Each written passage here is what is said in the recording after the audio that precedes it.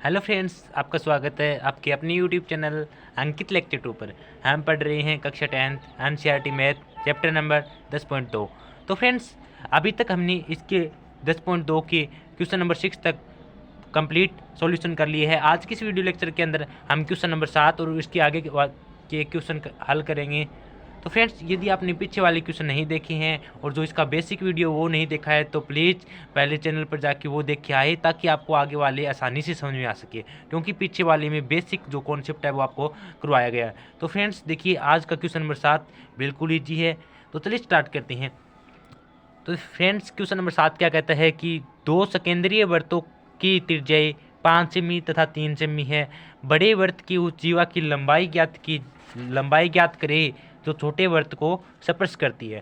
Friends, बिल्कुल easy question है। जैसा कि आपको पता है कि हम हर एक क्वेश्चन को समझ के करते हैं, ना कि रटकर, ताकि हमें टाइम 2 मिनट फालतू भी क्यों ना लग जाए। तो फ्रेंड्स, सबसे पहले तो हमें सेकेंडरी को समझना होगा। सेकेंडरी क्या होता है? सेकेंडरी वर्त का मतलब फ्रेंड्स कि यदि कोई वर्त है, उसके अंदर एक वर्त और है, अर्थात किसी वर्त का केंद्र किसी दूसरे वर्त के केंद्र के अंदर ही क्या है?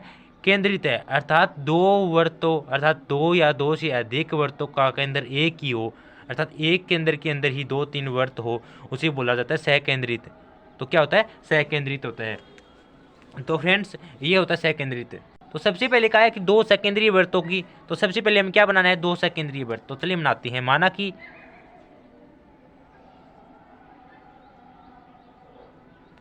एक वर्त ये बना लिया मैंने, और दूसरा वर्त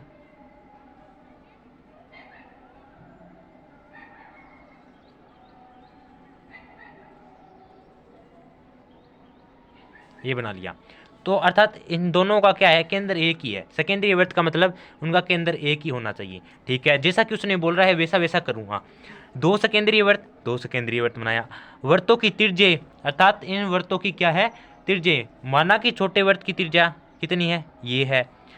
पहले छोटे वर्त की त्रिज्या कितनी दी हुई है? 3 सेमी है, क्योंकि छोटे वर्त की त्रिज्या कितनी है? 3 सेमी। तो ये माना 3 है।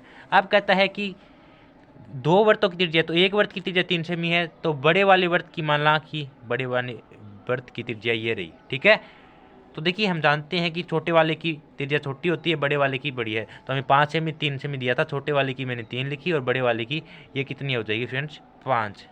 ठीक है, अब आगे क्या कहता है? सेमी है तो बड़े वर्त की उस जीवा की लंबाई ज्ञात करे जो छोटे वर्त को। तो उस बड़े वर्त, बड़ा वाला ये ना, उसके लिए जीवा की लंबाई ज्ञात करनी है। माना कि इसकी जीवा क्या है? ये क्या है? इसकी जीवा है। ये क्या फ्रेंड्स? इसकी जीवा है। इसकी लंबाई हमें ज्ञात करना है। क्या करना है? ज्ञात। माना कि ये बिंदु ओ है, इसे ए नाम दे देता हूँ, और ये क्या है? बी है, और इसे एम नाम दे देते हैं। ठीक है, अब क्या कहा है कि आपको किसी का ज्ञात करना है? ए बी की रेखा ज्ञात, ए बी रेखा की लंबाई ज्ञात करनी है। किसकी लंबाई ज्ञात करनी है? ए बी रेखा की। तो फ्रेंड्स, अब आपने यदि इस डायग्राम को अच्छे से समझ लिया तो आगे क्वेश्चन में कुछ नहीं बचता है। आपको क्वेश्चन की फीलिंग आने लग गई होगी जैसे डायग्राम पता चला है कि आपको ये वाली रेखा ज्ञात करनी है। यदि मुझे ये इतनी पता चल जाए यहाँ से लेकर यहाँ तक, तो इसकी डबल ही तो ये है। ये अगर इतनी पता चल जाए तो मैं इसकी दोगुनी कर दूंगा और मेरे पास आंसर आ जाएगा। और ये मुझे डायग्राम दिखते ही पता चल गया कि ये तो समकोण त्रिभुज है, लेकिन हमें सिद्ध करना है। तो चलिए सिद्ध करते हैं। तो सबसे पहले फ्रेंड्स, हम जानते हैं पर में 10.1 से पर में 10.1 की क्या करती है? यदि किसी स्पर्श रेखा को मिलाने वाले केंद्र से त्रिज्या पर बनने वाला कोण क्या होगा? 90 डिग्री। अर्थात ये क्या है? 90 डिग्री। यदि ये 90 डिग्री है तो ये क्या है? समकोण त्रिभुज। क्या है? समकोण त्रिभुज। अर्थात ओ एम क्या है? ये 90 डिग्री अर्थात लंब है। लंब किस पर है? ए बी रेखा पर। ए बी रेखा पर क्या है? लंब है। देखिए, ए बी रेखा पर क्या है? लंब है, ओ एम। तो यहाँ से मैं क्या लिख दूंगा कि ओ एम लंब है ए बी पर। ठीक है, तो वो लिख दिया। अब क्या है कि देखिए फ्रेंड्स, यदि हमें पता है ये त्रिभुज इसके, देखिए मान लो मैं इसे, ये त्रिभुज इसके सर्वांग से हम सिद्ध कर सकते हैं ना, लेकिन हमें तो ये वाली लंबाई ज्ञात करनी है। तो फ्रेंड्स क्या होगा? देखिए, हमें पता है कि ये रेखा इसके बराबर होगी। यदि हम इसे सर्वांग सिद्ध कर देते हैं, सर्वांग सम सिद्ध कर देते हैं, तो ये रेखा इसके बराबर होती है। तो हमें पता है कि ये सर्वांग सम ही है। क्यों है सर्वांग सम, वो बता देता हूँ डायरेक्ट। क्योंकि ये हमें पता है 90 डिग्री का लंब डाला गया है, दोनों वृत्तों की त्रिज्या है, अंततः CP/CD से लिख देना है कि ये क्या है, सर्वांग सम है। तो हमें ए एम बराबर है एम बी की, अर्थात ये रेखा बराबर है इसके। मुझसे डायग्राम में तो आपको पता लग रहा दिखाई दे रहा होगा कि ये थोड़ी छोटी पड़ रही है और ये थोड़ी बड़ी दिखाई दे रही है। तो देखिए फ्रेंड्स, फिर भी ए एम बराबर है एम बी की हम जानते हैं, तो यहाँ से लिख सकता हूँ मैं ए एम बराबर है एम बी की। तो फ्रेंड्स देखिए, अब हमें पता चल गया है कि ये समकोण त्रिभुज है। कैसे पता चल गया? थ्योरम 10.1 से। तो हम यहाँ से लिख सकते हैं थ्योरम 10.1 से, त्रिभुज ए एम ओ में, त्रिभुज ए एम ओ में पाइथागोरस प्रमेय से, पाइथागोरस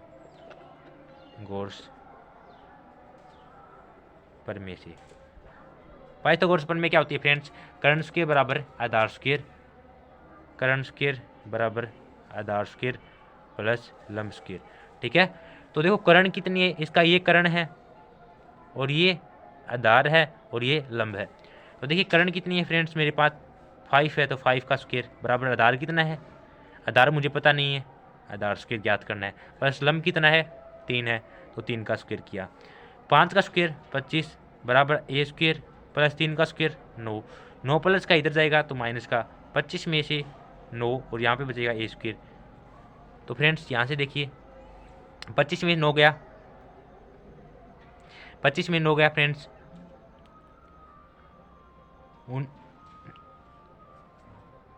16 बराबर ए स्क्वायर। तो जब ए स्क्वायर हटाऊंगा तो इधर अंडर रूट लग जाएगा, 16 का अंडर रूट क्या होता है 4, अर्थात ए बराबर मेरे पास क्या गया 4। ये क्या है फ्रेंड्स, यहाँ से लेकर यहाँ की दूरी आई है, कितनी आई है 4। तो मुझे पता है इस पूरी रेखा को मैं क्या लिख सकता हूँ फ्रेंड्स, देखिए ए बी बराबर क्या लिख सकता हूँ मैं, A M plus M B लिख सकता हूँ ना, A M plus M B लिख सकता हूँ ना। ठीक है फ्रेंड्स, और हम जानते हैं कि ए एम बराबर है एम बी की, ए एम बराबर है किसके, एम बी की। तो यहाँ से मैं फ्रेंड्स एम बी की जगह क्या एम बी की जगह ए एम रख सकता हूँ ना, तो एम बी की जगह मैंने ए एम रख दिया, ए बी बराबर A M plus M B की जगह ए एम रख दिया। तो फ्रेंड्स ए बी बराबर मेरे पास क्या बना यहाँ से 2am, तो मेरे पास am की वैल्यू आ गई। ये किसकी वैल्यू आई है मेरे पास, आधार की वैल्यू आई है, आधार क्या है am है ना, अर्थात am की वैल्यू कितनी है मेरे पास 4 है, तो am की वैल्यू आ गई ए बी बराबर 2 गुना am की वैल्यू कितनी है 4, 2 चौके 8, तो इसका आंसर कितना आ गया 8। तो फ्रेंड्स देखिए बिल्कुल ईजी था, कुछ नहीं था, आपको पता होना चाहिए क्वेश्चन के बारे में, क्वेश्चन क्या बोल रहा है। सबसे पहले हमें सेकेंडरी वृत्तों के बारे में ज्ञान होना चाहिए, तो हमने सेकेंडरी वृत्त बनाए, फिर जैसा जैसा क्वेश्चन वाला बोला वैसा वैसा हमने बनाया। जैसे ही डायग्राम बन गया तो हमें क्वेश्चन की फीलिंग आने लगी, और जब आपको पता चलने लग जाएगा कि ये किस प्रकार है और ये कैसे होगा फ्रेंड्स, जब आप इनकी प्रैक्टिस करोगे तभी आपको ये पता चलेगा कि ये क्या है। ठीक है, और फ्रेंड्स बिल्कुल ईजी है, कोई भी मैथ से यदि कोई सब्जेक्ट नहीं है, यदि इसे आप ध्यान से समझोगे तो मैथ से सरल कोई सरल सब्जेक्ट है ही नहीं। तो फ्रेंड्स देखिए ये था हमारा क्वेश्चन नंबर 7। यदि आपको ये क्वेश्चन समझ में आया है तो वीडियो को लाइक जरूर करना। अब चलिए चलते हैं क्वेश्चन नंबर 8 पर। तो फ्रेंड्स ये रहा इसका क्वेश्चन नंबर 8। तो देखिए एक वृत्त के परिगत एक चतुर्भुज ABCD खींचा गया है, और देखिए आकृति में सिद्ध क्या करना है, AB plus CD plus AD plus BC, अर्थात इसका डायग्राम दिया गया है 10.12, अर्थात ये इसका क्या है डायग्राम है, ये डायग्राम है और ये क्या है इसका क्वेश्चन है, क्वेश्चन नंबर 8। और ये क्या कहा है कि एक वृत्त के परिगत, अब इस बार हमें डायग्राम नहीं खींचना है, तो डायग्राम हमें दिया गया है और इस डायग्राम से क्या सिद्ध करना है, AB प्लस CD बराबर AD प्लस BC, ये चीज़ हमें सिद्ध करनी है। तो चलिए फ्रेंड्स सिद्ध करते हैं।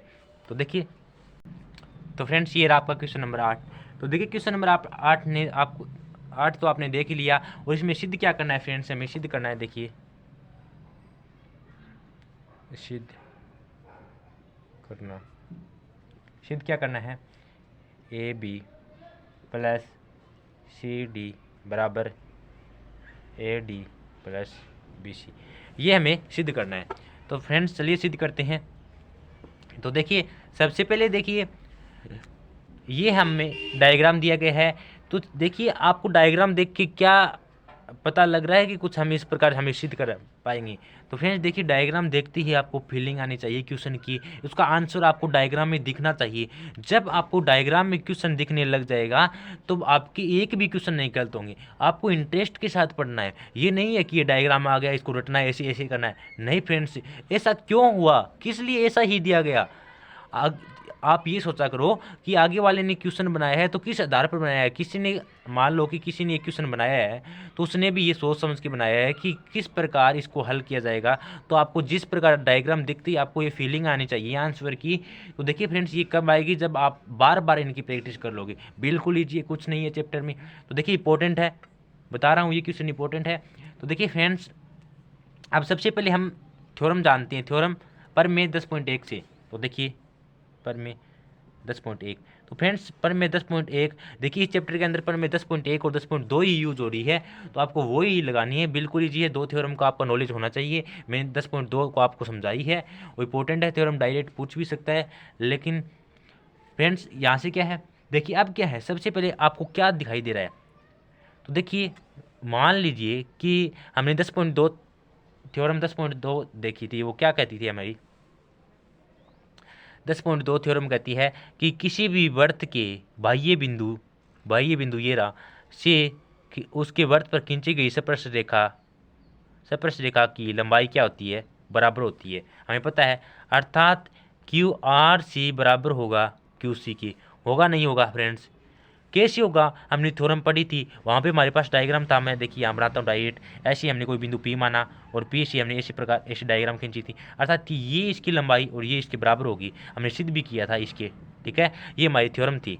उसी प्रकार देखिए यहाँ ये इसका कोई बाह्य बिंदु है, इस पर एक स्पर्श रेखा ये रही और एक स्पर्श रेखा ये रही, अर्थात ये इसके बराबर होगी, अर्थात ये रेखा इसके बराबर होगी ना, ठीक है।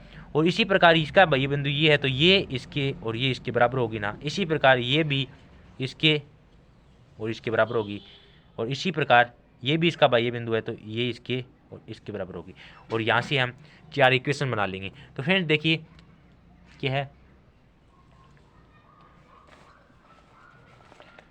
देखिए सॉरी यहाँ पे थ्योरम 10.2 लगे क्योंकि ये दो थ्योरम थी हमारी 10.2 थी। तो देखिए अब क्या होगा, थ्योरम 10.2 के अनुसार ये यहाँ से देखिए ए पी बराबर होगा एस पी एस ए की। देखिए किस प्रकार बराबर होगा ए पी, हम जानते हैं। देखिए हम जिस प्रकार, मान लो कि ए ओ है ये बी है, तो ए ओ पी बराबर है ओ बी की। हमने ये सिद्ध भी किया था। यदि आपको नहीं आता है तो पहले वाले वीडियो ज़रूर देखना, इसलिए मैं बार बार बोल रहा हूँ कि यदि आपने पीछे वाली वीडियो नहीं देखी है तो आप पहले वो देखें, ताकि आपको हर एक चीज़ का पता चल सके, ना कि आपको कुछ रटना पड़े। तो फ्रेंड्स देखिए, तो यहाँ से हमें पता है कि ए एस बराबर होगा एस पी के। क्यों बराबर होगा, क्योंकि हमने 10.2 थ्योरम पढ़ी है, वो थ्योरम यही कहती है कि ए एस बराबर होगा एस पी की, इक्वेशन नंबर 1। इसी प्रकार यहाँ से मैं क्या दे देता हूँ, बी पी बराबर होगा बी क्यू के, बी पी बराबर होगा बी क्यू के, इक्वेशन नंबर 2। इसी प्रकार सी क्यू बराबर होगा सी आर की, सी क्यू बराबर होगा सी आर की, इसी इक्वेशन नंबर 3 देते हैं। फ्रेंड्स देखिए सी आर बराबर होगा सी क्यू के, तो यहाँ पे क्या आएगा, सी आर बराबर होगा सी क्यू के। इसी प्रकार क्या होगा, डी आर बराबर होगा डी एस की, डी आर बराबर होगा डी एस की, इक्वेशन नंबर 4। यदि आपको यहाँ तक समझ में आया तो प्लीज़ वीडियो को लाइक करना, क्योंकि आपके एक लाइक से हमें मोटिवेशन मिलता है और आपसे एक प्रेरणा मिलती है आपको और पढ़ाने का। हमें भी अच्छा लगता है कि हमारे पढ़ाए हुए से बच्चे पढ़ रहे हैं। तो फ्रेंड्स देखिए यहाँ से 4 इक्वेशन बन गई मेरे पास, क्या बन गई, 4 इक्वेशन बन गई। तो देखिए अब यह करना है आपको, क्या सिद्ध करना है, A B plus C D. A B क्या है, देखो एक